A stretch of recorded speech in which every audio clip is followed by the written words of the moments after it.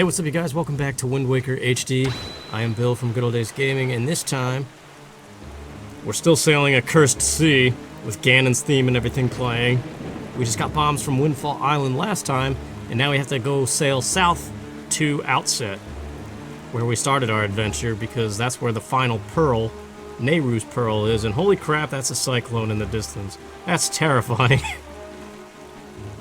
I remember even in the GameCube game, even though you couldn't see them as clearly from far away, it's still scary. Look at how tall it is as you get close. But here's Fishman. I believe this is one of the Triangle Islands, which is good because we have Din's Pearl and Furor's Pearl. And I think we can place whichever one this is right now. Because once we go get Nehru's Pearl on Outset Island, which is our main goal right now, the King of Red Lions is going to tell us we have to come to all three of these Triangle Islands anyway, so why not place one now? And thank you, Nintendo, for actually making that a thing that you can do. See, this game isn't as linear as one might think. Holy crap, that's the wrong button. Don't go into the tornado! Or I guess that's water spout, right? Because it's on water. Cyclone. Boom, boom, boom. What is this?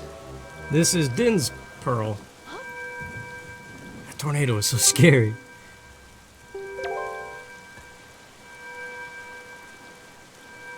That's kind of creepy too when it gets dark like that, but also kind of cool at the same time.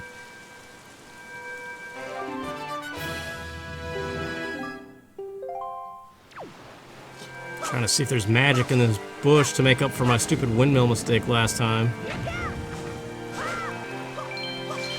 Nope. Yeah, so we want to definitely stay away from that cyclone because we don't have the bow yet, and that thing will carry us to who knows where. I've always kind of wanted to see a tornado in real life. That's not footage of a tornado, you know, like actually in person see one, but then at the same time, like I think I would. Yeah, look at that. That is so terrifying, even in this game. It's that weird thing with storms and tornadoes and stuff. You get that adrenaline rush because it's your body knowing it's danger, right? So your body starts pumping adrenaline and other hormones and things. So you get that rush of like kind of excitement, even though it's super threatening. Sorry about your ears again. I'm just trying to speed things up. But yeah, I think seeing a tornado in person would be cool just for that moment that adrenaline pump first starts. But afterwards, when like the threat of danger actually sinks in, like, holy crap, my life is about to change, then it would just be absolutely terrifying. Six Eye Reef, I think that's the biggest one. We have bombs, we could technically go in there and take out all the cannons and get ourselves a sea chart, but I mean a treasure chart. But I kind of don't feel like it right now. We only have 30 bombs and we need it for the quest on Outset Island anyway. So let's continue south, actually on the grid system on the gamepad screen, which once again, I'm sorry I can't show you, I can't capture the gamepad screen, but Southern Fairy Island, which we mapped last time, is right up ahead, like 2 squares away. And if you remember last time, if you watched that episode, we realized we needed bombs to gain access to that fairy fountain. And now that we have bombs, we might as well make a pit stop there. But first, I see terrifying pea hats in there. Look at their faces, man. Oh man, I thought he was gonna knock me out of the boat. Actually, this Triangle Island might be the one pearl that we don't have yet. But let's check just to be safe.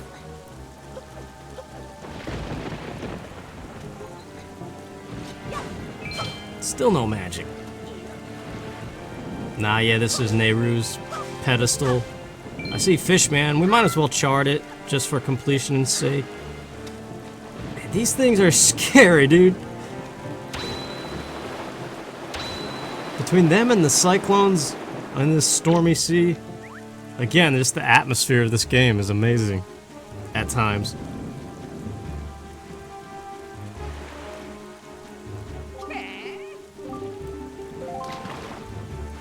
Even though it doesn't take too long to get to Southern Island, I'll probably just meet you once we're there, because we already sailed to it last time. So I'll probably just cut ahead for your sake.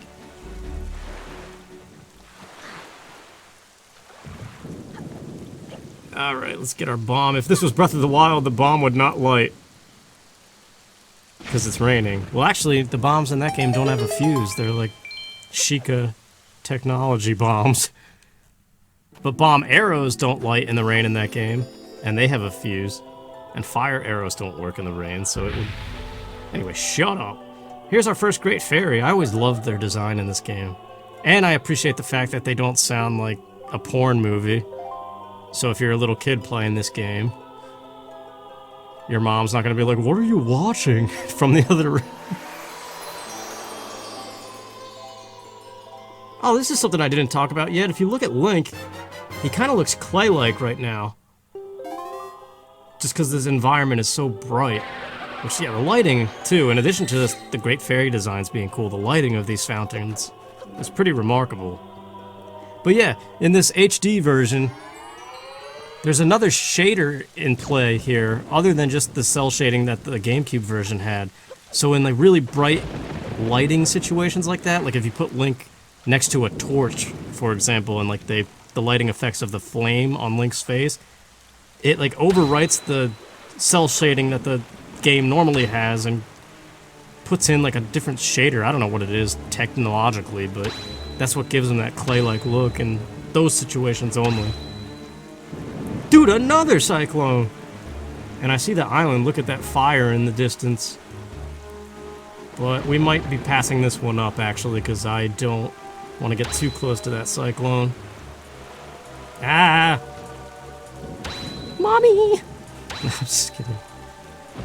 Man, that lightning. Dude, it just made the game lag, too. Did you see that? It was kind of cool, though. I appreciated that effect. Man. I just can't get over it. Sorry I keep like gushing like, man, it's so awesome. Just the lightning and the cyclones. I love it. I wouldn't mind living in a world that was under permanent nightfall and storms.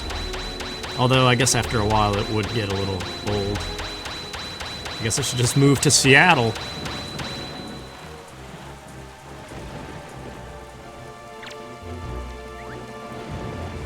That is a thing, though. You know how there's SAD, the seasonal affective disorder? It's like you get depressive-like symptoms and thoughts due to bad weather. 5-Eye Reef. All right, this one actually might be important if I remember. I can't remember. Anyway, seasonal affective disorder. There's also like the opposite of that. There's plenty of people out there who actually are in better moods when it's like cloudy out and otherwise crappy. I get that way with storms though, like I said, and I feel like that's kind of more attributed to adrenaline. There's another hormone, I forget what it is. It's also extremely important in terms of depression.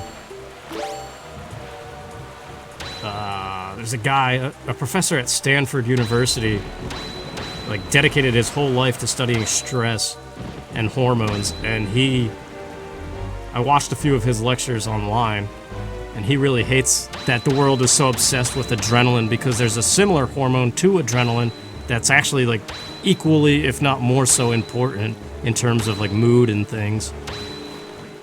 I can't remember the name of it though. It's actually really interesting to watch. Robert Sapolsky is the professor. Check him out if you're interested in that kind of stuff. So yeah, King of Red Lions is telling us. He just now is informing us that the sea is cursed. Well, that's nice of him. Take our time and visit our family.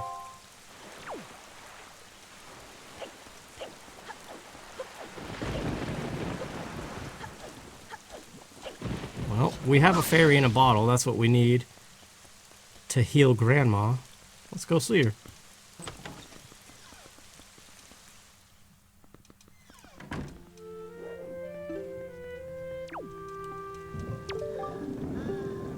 I'm not gonna voice act her either. I didn't in the first time we saw her, so I'm not gonna do it now either.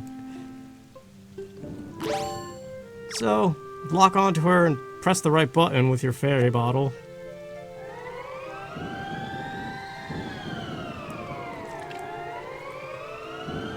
And now it's time for an old grandma jump scare.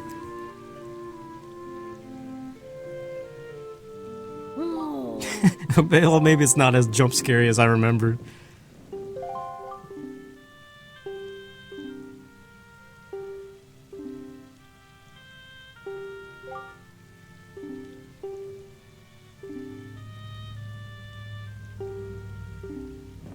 That's not true. You're not a terrible grandma. Well, we got grandma's soup, or elixir soup. Man, I hate that they brighten the bottle so much you can't see what's inside it. There's a yellowy orange liquid. But yeah, it's got 2 helpings, it's a full recovery of both magic and health, and it doubles your attack power, at least until you get hit by something. Don't do anything reckless. This game is just too adorable. Look at that soup. I kind of want some. Well, it kind of looked crappy at the same time.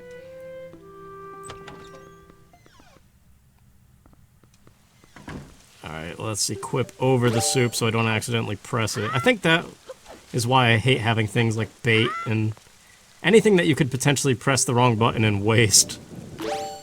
But remember that letter we got about Knight's Crests and Orca? So let's go see if we can give this to him. We might not have enough though, I can't remember.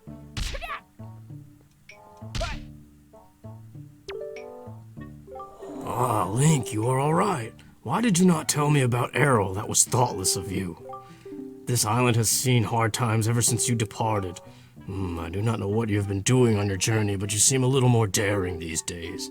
That look in your eye is not the one you left here with. Very good. Show me just how much you've improved your sword skills. Wait a second, I don't know if I want to do this. I don't want to actually fight him, I just want to give you a crest. Level of... Oh, yeah. No, we're not doing this. Here.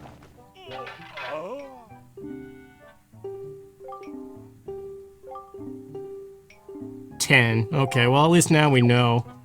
Yeah, I forgot all about that stupid minigame.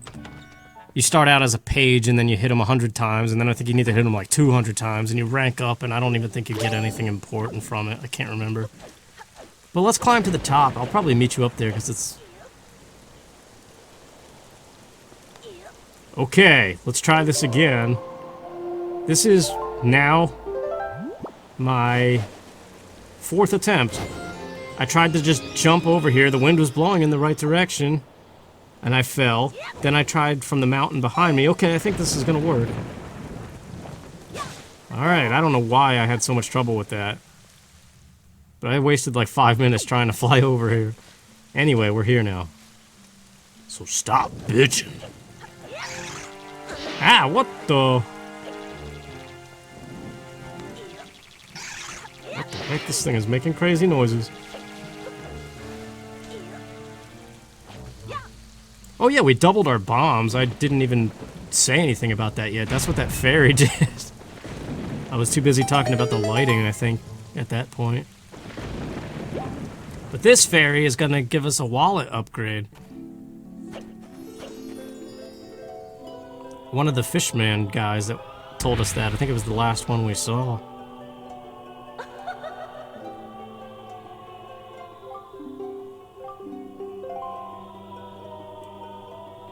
I don't even know how many rupees we can hold as it is right now. I know they increased it. Your starting wallet can hold more than in the original GameCube version. 1,000 rupees. So it must have been like 500 or something that we could hold initially. But yeah, they made all those improvements specifically because in the original game, how many charts you had to decipher plus Tingle's cost was just outrageous. So I think it's actually feasible to do it without any wallet upgrades at all this time. Oh wait, actually these guys... Where's my hook? There we go. I want their necklaces just in case we decide to do that side quest in some future part.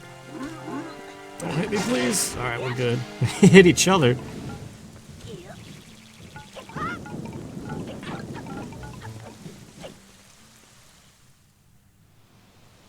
Okay, I think we're done with Outset Island stuff for now. So let's get on with the quest. Link just died. It was a fatal jump. I collected a bunch of chew jellies too in that 5 minutes of failing to make that jump. What the? Oh yeah, you gotta talk to him first. I was trying to just jump in the boat and get going here. We gotta sail around the backside with our bombs, and we actually don't have to equip them to Y, X, or R, because they're on the left D-pad, as you can see there on the left side. Ah, I should have came from the other way, because this whirlpool is spinning the other direction. Whatever, you know what I'm trying to say. I can't reach.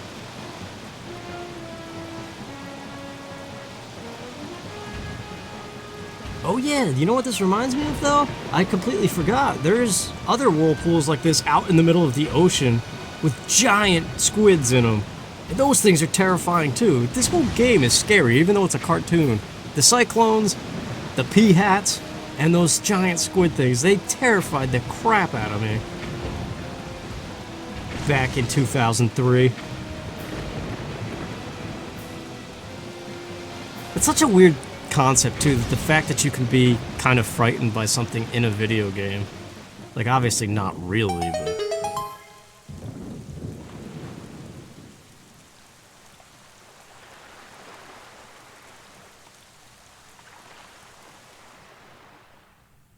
Yeah, look at that lighting. I love that water effect on the cave wall. Any game that uses that is just awesome. I made a comment on this in the Breath of the Wild thing. I just love lights and water and the combination of both of them. Well met, Hyrule King.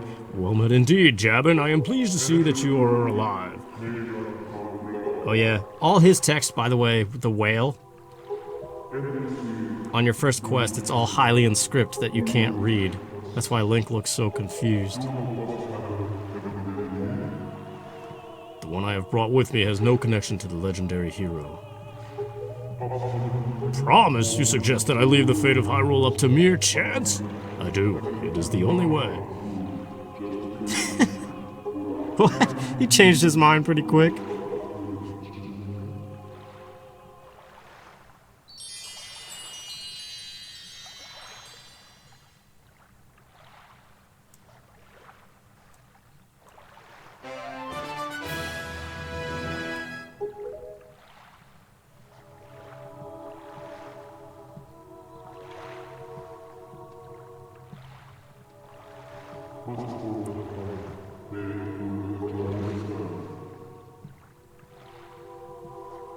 Yeah, I don't understand this story part of the game, though. But yeah, that text box right there. I understand why you're not supposed to read it on your first quest, because it is kind of spoilerish of what's to come. But the second quest, obviously, you already know. Which hopefully none of you guys are watching this blind. I feel like Wind Waker's been around since 2003.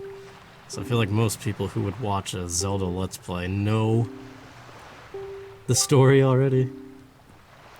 Because yeah, Jabun just spoiled it a little bit.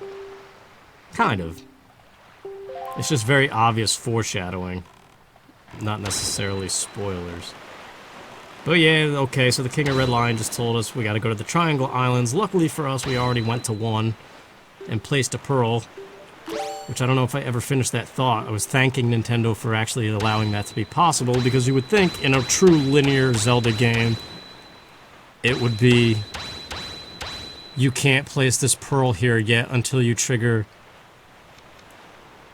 Jabun or whatever, Jabun, whatever the whale's name is. But that's not the case here. So we're heading back up towards one of the islands. Again, it's marked on the grid on the gamepad that I can't show you. But you will see right now, for a brief second, the map is coming up on the screen and you'll see the two highlighted squares we have to go to.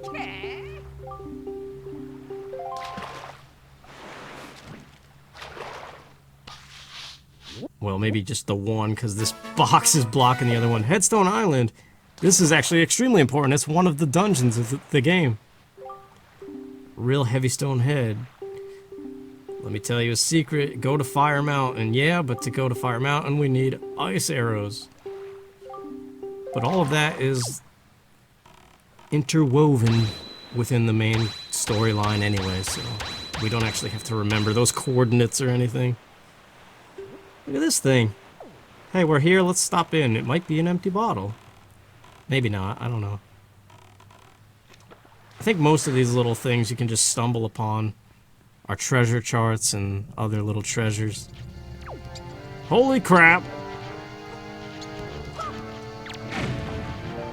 Boomerang, help me out. Jeez! These rats are relentless!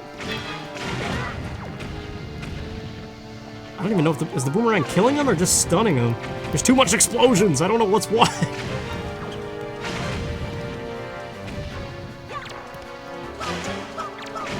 These rats look different too, they're like black and purple. The ones at Dragon Roost weren't that color, I don't think. Alright, I think we got the upper hand here. Nice. Is that it? Okay. That was a little bit nuts.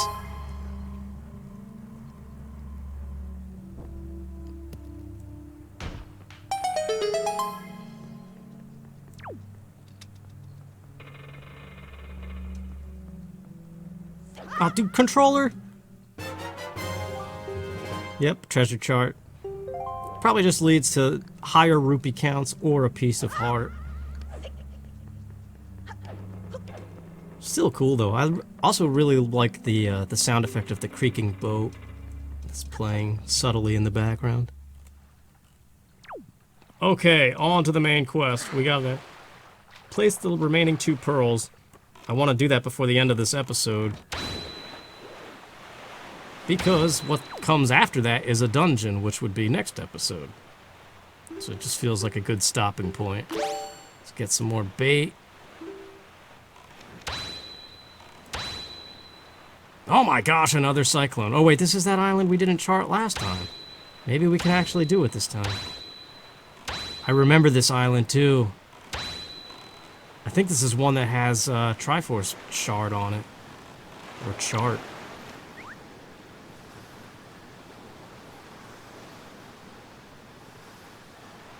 There are some really cool islands. Which actually, that's something I want to talk about too before this episode is over. Might as well talk about it now. But what is this place? Shark Island, yeah. I think this is one of the ones that has like multiple floors of enemies or... Oh, he's telling us about cyclones in the cyclone. Yeah, we need something to shoot through the air that goes whoop.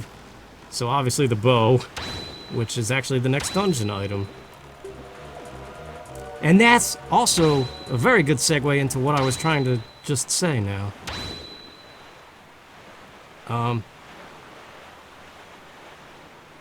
The one thing that kind of sucks, as excited as I am about charting all these islands, and I keep on saying like, yeah, it's so cool how you can just like plot them on your map. But if you think about it, sorry about your ears by the way. Okay, hold on, I'm actually gonna cut ahead. Future self. Because I was just mashing A like crazy and it was super annoying and would kill your ears. But I wanted to get here faster. This is the one we came to earlier. Nehru's Pearl. But okay, to finish my thought before I decided to be annoying mashing A. The one thing that sucks about this game is... Yeah, we've been charting all of those islands, but we've been basically just labeling our map and then moving on. We haven't done a single thing on any of the islands that we've charted. So you could be saying to yourself, like, why do you love this so much? You're not even doing anything. And yes, that does actually kind of suck. Whoa! Don't kill me, please. But, yeah, like, if this game started you out roughly, like, with all the things, at least all of the boat items, you know? Like bombs and... I don't know, like, it would just be nice. My point is, it would be nice to be able to explore these islands, because the reason we haven't is the majority of the ones we've plotted up to this point, we don't have the appropriate items to do anything on. Like, for a while we needed bombs, now we have them, so some of those islands we could go back and do stuff finally. But now we need the arrow, and some of these later ones that look really interesting, we need the hook shot, which is like the very last dungeon item. And that part does kind of suck. Oh, this island, ooh, don't kill me. Okay, those ones just kind of flip you around. I love this island, it was one of my favorite ones to come to when I was younger. Which reminds me, we also still have to give those pendants to Miss Marie, because that's how we gain access to what this island is, which is... Dun dun dun dun! Private Oasis. It is Miss Marie's little private cabana. So we have to get... Yeah, see, he's telling us about Triumph Forks. But yeah, Miss Marie holds the deed we need to gain access to the door, which is a very funny door, but I won't spoil it if you don't know. But yeah, if this game kind of modeled more so after Breath of the Wild and gave you at least like the items that are useful when you're sailing, so that you could explore freely every island that you chart as you approach them, then it would be really awesome and more like open world rather than the scripted system that it is. Because really, in a way, you should just follow the main quest as like the King of Red Lions is guiding you, and don't even throw bait in the water at all until the second story arc of the game gets underway, and you're actually told that you need to find Triforce shards and things. And I feel like it's just that one variable that makes this game not open world. Otherwise, it pretty much would be, just, again, not as detailed as Breath of the Wild. But okay, this is our final pearl. A little small thing is, when I was younger, I always made a big deal about which one to go to last, because this cutscene is different depending on which pearl you place last, because you only get a up-close view of one of these statues, and it's always the one that you place last. So it looks like we're getting a good look at Furore this time. This is very well done faces with Link.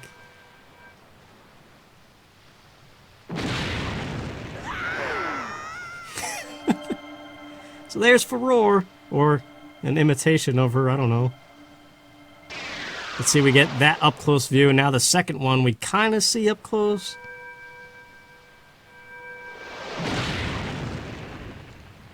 This is also a really cool cutscene, though. And then the final one you barely even see at all.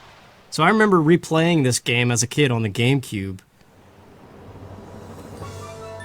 And that was one of the things I always wanted to try to do differently, like... Yeah. It's pretty cool. Like the Bermuda Triangle.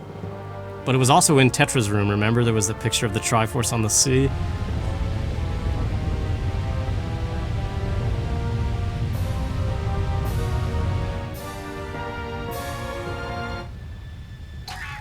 Ouch. If this wasn't a cartoon, that would look like it hurt. But yeah, if I was still like a weird OCD kid, I would replay a second file and go to Din last, because we didn't see Din's little statue. Anyway, shut up. Sorry, I get mad at myself sometimes when I just keep stuttering over my own commentary. It's a place that the gods of the ancient world prepare so that they might test the courage of men. There may be a day when the courage of men fails, but it is not this day. I want to watch Lord of the Rings again. Triumph over many hardships you have faced, and you must triumph once again. You must rise above the trial of the gods. I love these little things too, that like doorways that you can actually sail into with your whole boat. But that is the end of this episode, because in here is our next dungeon, and it's a little bit more complicated than any one so far. So thank you guys for watching, hope you enjoyed it, and I will see you next time if you stick around. Take care.